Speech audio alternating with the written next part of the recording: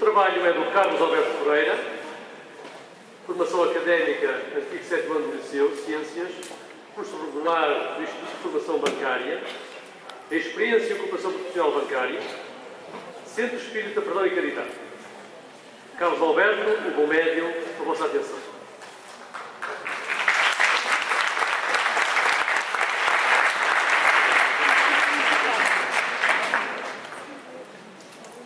Boa tarde a todos, muita paz. Vamos então falar do bom médium. Nós gostaríamos de lembrar que este trabalho está, pode-se dizer, 90% embasado na codificação espírita. Ou melhor, nós iremos começar pela bibliografia. A base do trabalho, como dissemos, são 3 obras de Allan Kardec. Uma obra básica, o Livro do Espírito, o Livro dos Médiuns, de tradução do professor Herculano Pires. Eu digo tradução do professor Herculano Pires porque é um em dois. Esse livro tem uma introdução ao livro, introdução histórica ao livro e introdução à ciência espírita em 3 páginas, que é uma autêntica pérola. E depois, ao longo do livro, está anotado com 270 notas de interpretação para esclarecimento do texto.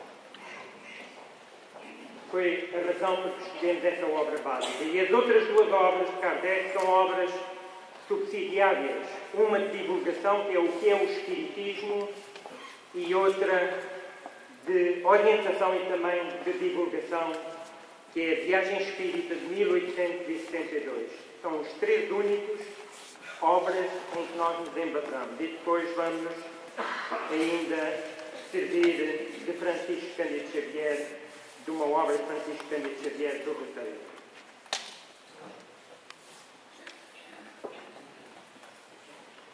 Vamos começar pelo sumário. Portanto, vamos começar pelo conceito, definir o conceito de mediunidade. Já ouvimos hoje várias definições e que nós vamos apresentar. Depois vamos apresentar a classificação de Allan Kardec a respeito das qualidades morais dos médiuns. E depois vamos falar do caráter do bom médium. Exemplos, vamos servir de 5 exemplos de bons médiuns, 3 desencarnados e 2 encarnados. E por fim vamos concluir.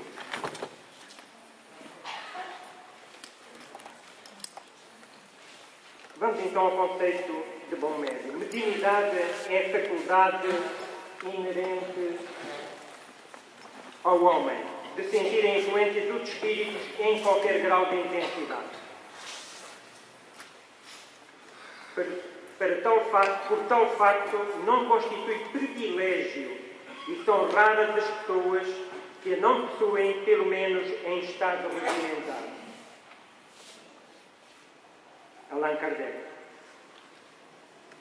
A faculdade mediúnica é uma propriedade do organismo, também já aqui foi frisado, e não depende de qualidades morais do médium. Hitler era médium, Francisco de Assis era médium. Infelizmente, muitos de nós ficamos extasiados quando vemos um médium e julgamos que ele tem prerrogativas que as outras criaturas não têm. Nada de mais errado e de mais prejudicial à causa. O perispírito é a chave para compreendermos a mediunidade. Allan Kardec. E temos aqui a primeira joia do professor Herculano Pires em interpretação no Livro dos Médiuns, numa das suas notas, das 270 notas. Escolhemos apenas 2. A comunicação depende da inter-relação psíquica de espírito a espírito, através dos elementos constitutivos do perispírito. O espírito encarnado e o espírito desencarnado. A mediunidade mais vulgar, que pode chamar-se de universal, consiste na intuição, isto é, nas ideias e pensamentos que nos sugerem. E nós, o médium modelo de intuição, quem era ele, o médium modelo de intuição?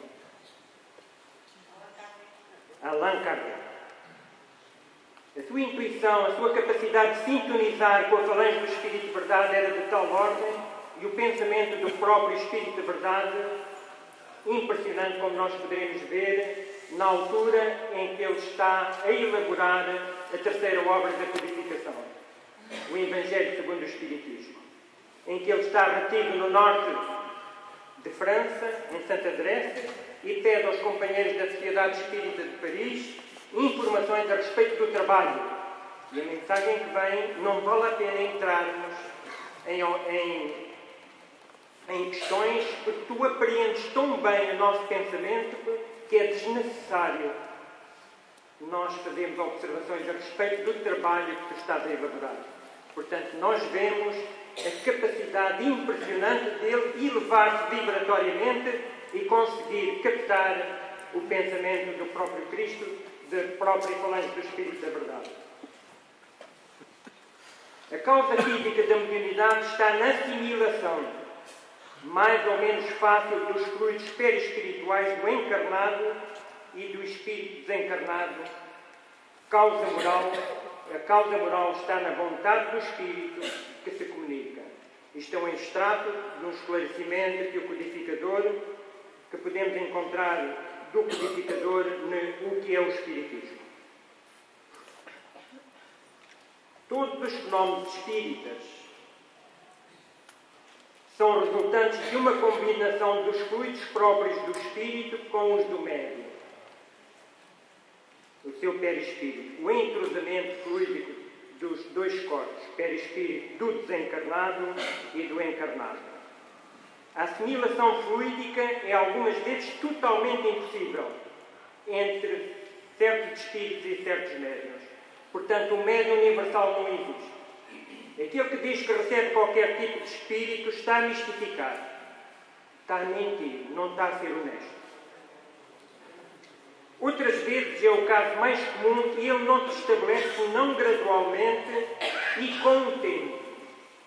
Em 1939, junto de Francisco Cândido Xavier, surge um espírito que se mantinha calado e permaneceu com ele durante vários anos, durante 2 anos antes de se manifestar mediunicamente. Este espírito, que ele queria saber quem era, e insistia, Francisco Cândido Xavier, na altura em Pedro Leopoldo, ele vivia numa casa muito modesta e dormia com um irmão seu. O irmão mais novo do segundo casamento do Sr. João Xavier, com Dona Cidália Batista, que dava pelo nome de André Luís. Quem dorme aí? André Luís. A partir de agora, eu sou André Luís.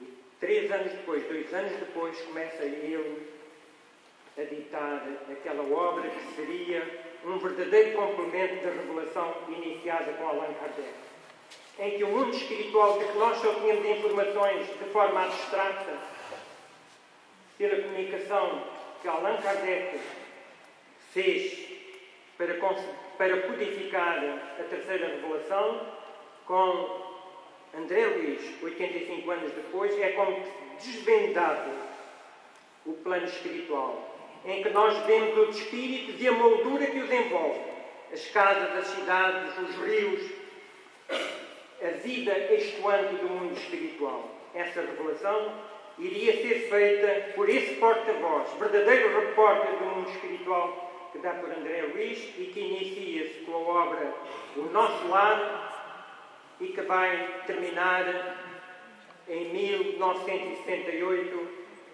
a última obra em homenagem ao centenário do desencarne do codificador, que é E a Vida Continua. São 11 reportagens impressionantes em que nós seguimos par e passo as emoções, as aflições, as alegrias dos homens e das mulheres desencarnadas no plano espiritual. Nós dizemos que são 11 obras porque são reportagens, são 11 obras. Depois há mais 2 outras obras de investigação, Evolução em Dois Mundos, Mecanismos da Mediunidade, uma obra prática que nós reputamos de muita importância, que é a Desobsessão, e outras obras também do Espírito, André Luiz, de edificação, como a Agenda Cristã, e outra que veio na ambiência de Francisco Cândido Xavier, que posso dizer que veio por ele, do seu grande companheiro que o levou para Uberaba, que o recebeu em Uberaba, que é a Conduta Espírita de Valverde. Portanto, vai estabelecer gradualmente essa afinidade. André Luiz esteve ali para ir estabelecer aquela afinidade gradualmente com o médium, e era Chico Xavier.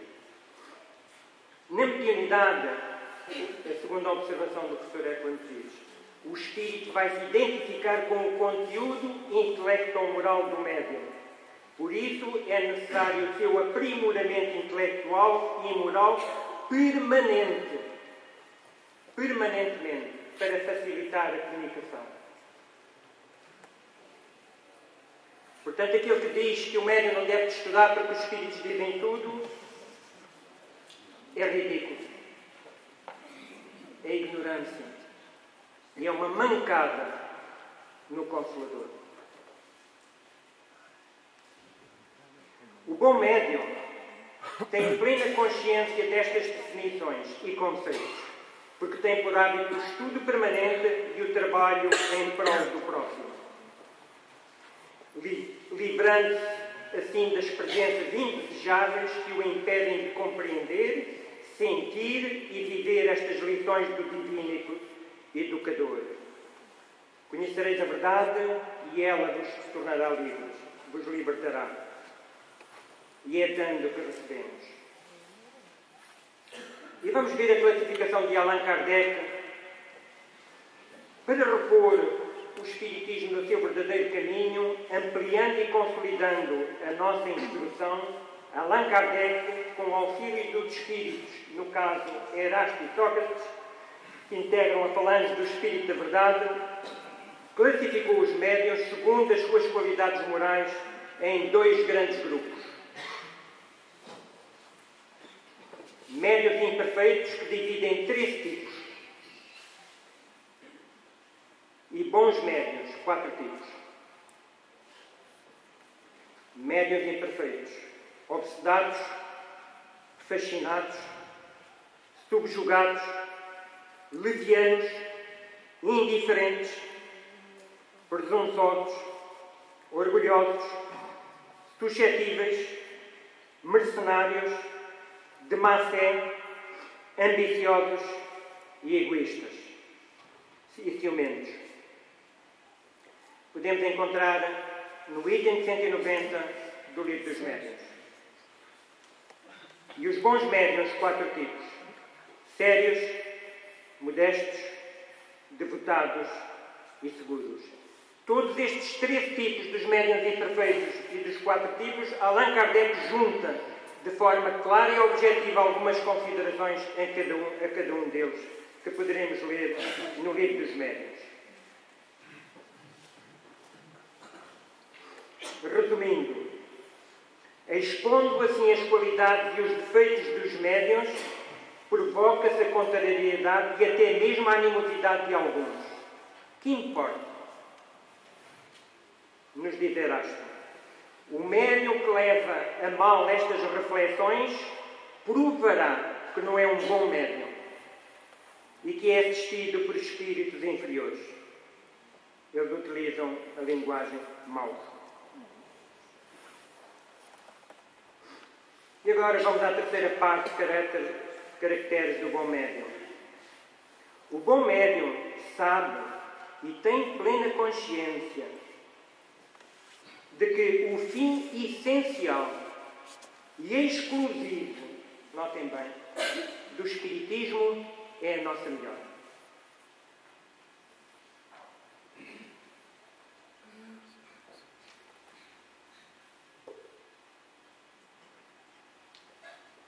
A As qualidades essenciais do bom médium são a modéstia, a simpatia e o devotamento. Deve oferecer o seu concurso tendo em vista tornar-se útil e não para satisfazer a sua vaidade.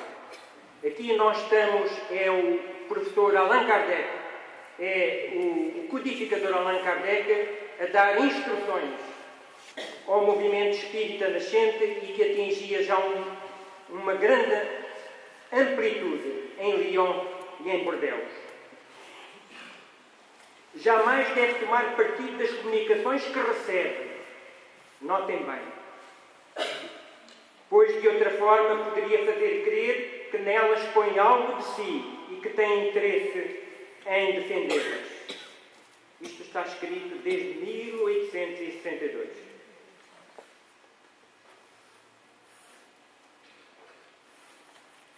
Deve aceitar a crítica. Aceitar a crítica. Mesmo solicitá-la e submetê-la ao parecer da maioria, sem ideias premeditadas. Eis dos médiuns realmente úteis numa sessão e com as quais jamais teremos contrariedades, porque compreendem a doutrina. Os espíritos mentirosos os temem, têm pânico deles. A vibração que eles exalam cega-os, pois reconhecem-se impotentes para deles abusar.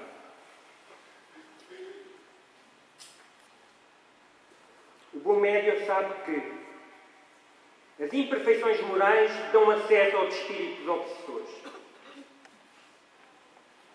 Vaidade, ciúme, maledicência, inveja, egoísmo, apego, etc., etc. O estudo sério do espiritismo livra o médium dos acessórios ridículos da superstição.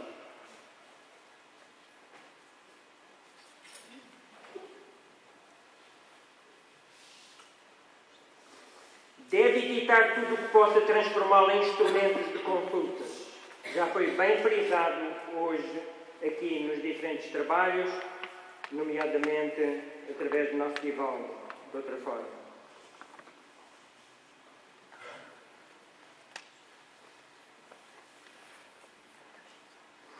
O bom médium sabe que para se exercer a mediunidade com idoneidade terá de primeiro cuidar da família, do lar. Segundo, ter um emprego para se sustentar, no seu ganha-pão.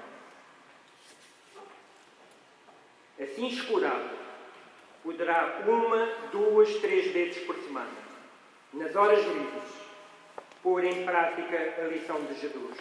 Dar de graça o que de graça recebeu. Informações de nosso Francisco Cândido Xavier. O bom médium deverá ser isento de orgulho, sem pretensões pessoais, submetendo-se humildemente, sem melindres, ao julgamento sobre as comunicações que recebe, pronto a destruí-las se forem consideradas más. Há cerca de 25 anos, nós tivemos a oportunidade de assistir a uma palestra cujo tema era o tropeço do médium, em que essa expositora dizia que a casca de banana do médium é a vaidade e o melindre. A vaidade e o melindre. Aquilo ainda hoje ecoa dentro de nós, essa palestra e essa lição. Allan Kardec, o bom médium, repudia as práticas, as fórmulas e as palavras místicas. Tão do agrado de muitos de nós outros, porque nós temos um lastro que ainda não conseguimos cortar com o nosso passado religioso. Nós procuramos introduzir dentro do movimento espírita, dentro da casa espírita, os hábitos e as práticas de que ainda não nos conseguimos libertar, porque ainda não entendemos a essência do Consolador. Allan Kardec. O bom médium sabe que os mais indignos médiums podem possuir poderosas faculdades. Porém, os mais seguros são os que a esse poder reúnem as melhores simpatias no mundo espiritual. Instrução aos espíritas de Lyon e de Bordeaux. A antítese do bom médium é aquele cuja suscetibilidade é levada ao excesso, que se melindra com coisas mínimas. Allan Kardec, aos espíritas de Lyon e de Bordeaux. O bom médium sabe, tem consciência de que, fora do terreno do que pode ajudar o nosso progresso moral, só há incertezas nas revelações que se podem obter dos espíritos.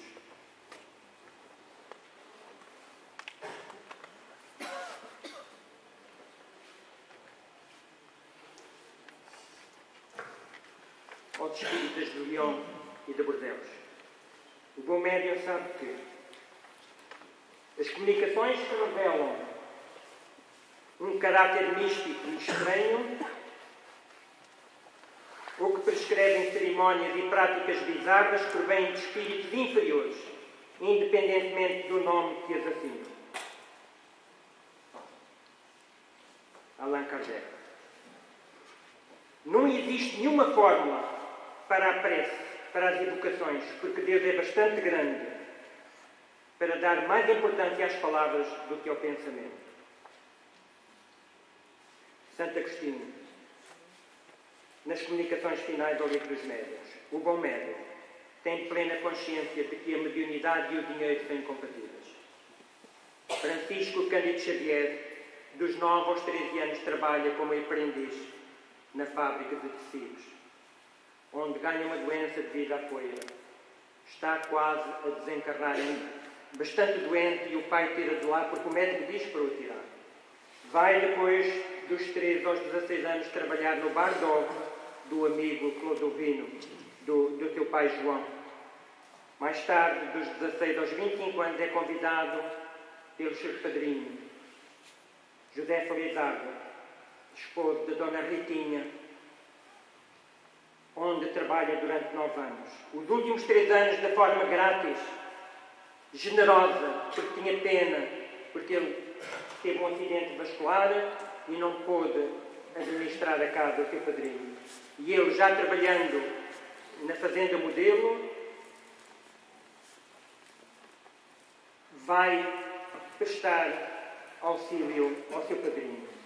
Quando desencarna, um ano depois de 1935, ele vai fazer um peditório pela vila para adquirir meios para dar um enterro digno ao seu padrinho.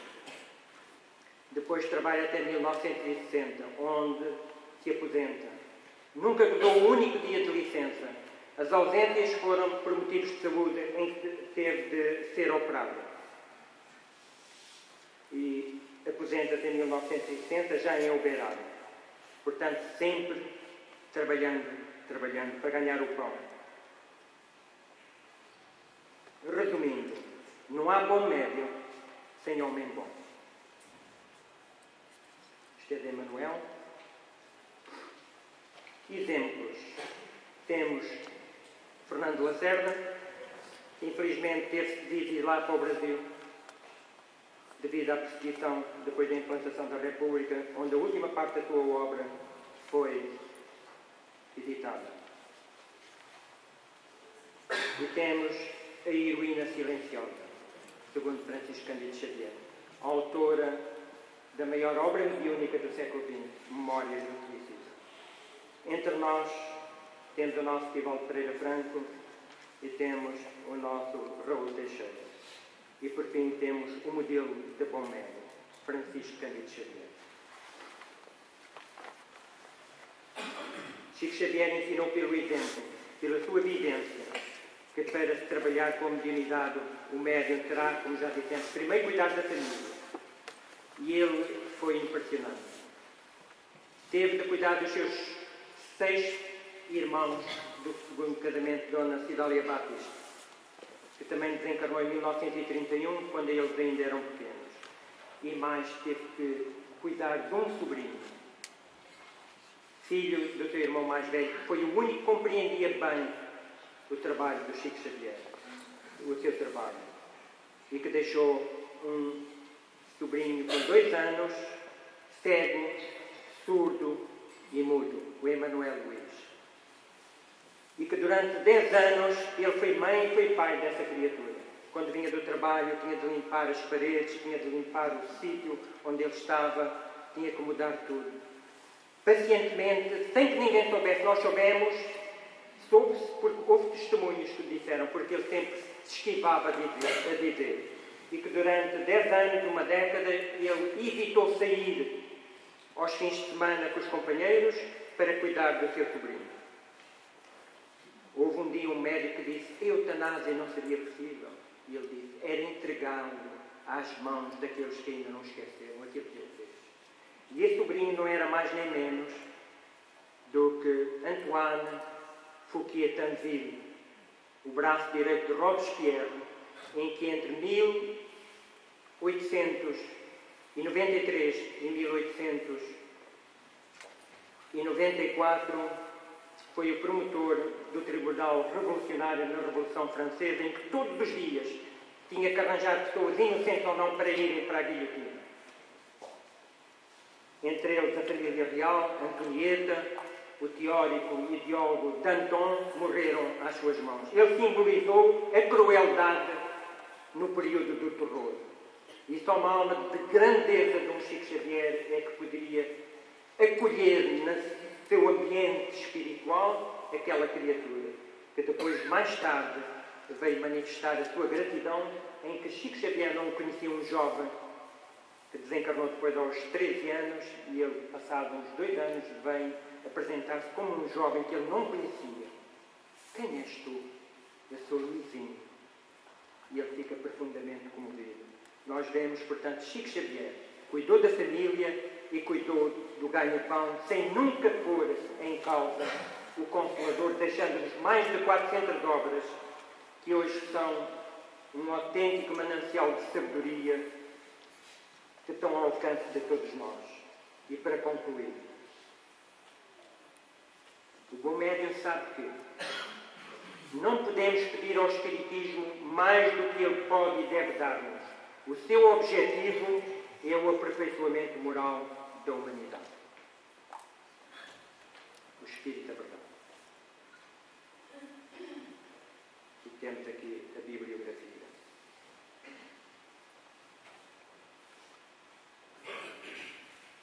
Eu vou pôr aqui. Muita paz para todos.